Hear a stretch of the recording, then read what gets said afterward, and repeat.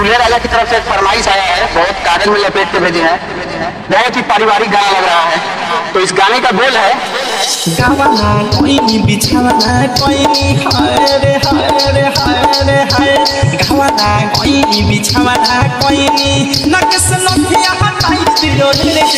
का कहीं मोरा सैया के खेला रात प्रेमी में छेने सताई दियो रे रात प्रेमी में छेने सताई दियो रे रात प्रेमी में छेने सताई दियो रे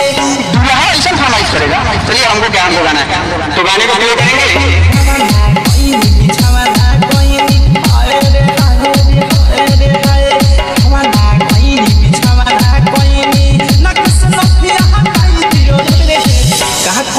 मोरा सैया के खेला रात प्रेमी में छेने सताई दियो रे रात प्रेमी में छेने सताई दियो रे रात प्रेमी में छेने सताई दियो रे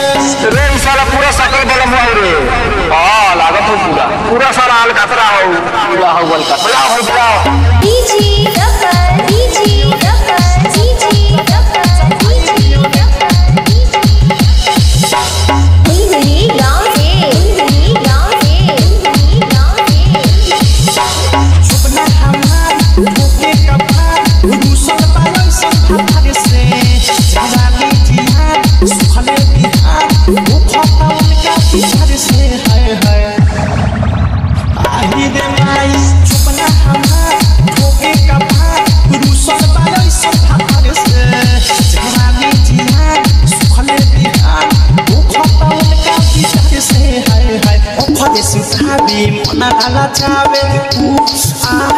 आही रे माई ओखदे सुखाबी मना आला चावे जगे पता के फटकाई दियो रे का कहीं मोरा सैया के खेला रात प्रेमी में छेने सताई दियो रे रात प्रेमी में छेने सताई दियो रे रात प्रेमी में छेने सताई दियो रे DG double DG double DG double DG double DG double DG double DG गांव से गांव से गांव से मौरब के सूप सजिया के भूख मिटे ना रही छूछे बूढ़ी के बोली देवी ना छोड़ी भुला ना कबहू पूछ रे मैया मौरब के सूप सजिया के भूख मिटे ना रही छूछे बूढ़ी के बोली देवी ना छोड़ी भुला ना कबहू पूछ रे मैया शादी खैनी कबहू ना खैनी हाय रे हाय रे हाय रे हाय शादी खैनी कबहू ना खैनी मुखे जे चित पलटाई दियो रे का कहीं मोरा सैया के खेला रात प्रेमी में छेने सताई दियो रे रात प्रेमी में छेने सताई दियो रे खाली प्रेमी में छेने सताई दियो रे DG double DG double DG double DG double DG गांव से गांव से गांव से बिकी विशाल मुझे ना हाल और सबसे मिलकर कोई बिकी दे बात दिखावे दे बात मन करे वो पर ही जाके आए रे दादा बिकी विशाल मुझे ना हाल और सबसे मिलकर कोई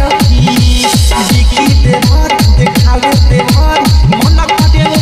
पर ही जाही अनुराग संग बादशाह बिहारी हाय रे हाय रे हाय रे हाय अनुराग संग बादशाह बिहारी अब के चटनी चटाई दिया रे का कहीं मोरा सैया के खेला